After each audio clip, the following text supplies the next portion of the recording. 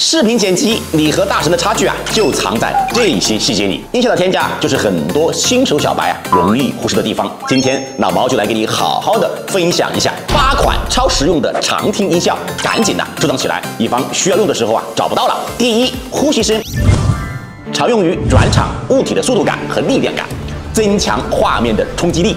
第二，上声音，常用于制造悬念和紧张的氛围。第三，打击重音，常用于预告片开头，吸引注意力，强调情节或者是动作。第四，低音嗡嗡声，常用于铺垫紧张、神秘、悬念、焦虑等氛围。第五，耳鸣尖锐声，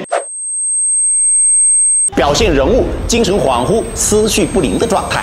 第六，尖锐弦乐声，恐怖音效，表现紧张状态和恐慌的情绪，用于烘托悬念氛围，暗示即将有危险剧情或者是恐怖的事情即将发生。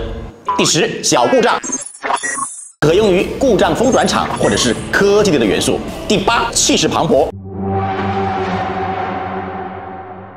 史诗感、气势，常配合片头字幕出现，也可以用于暗示巨大的危险信号，表现人物的黑暗面。关注我，老王的一所更多的后期技能。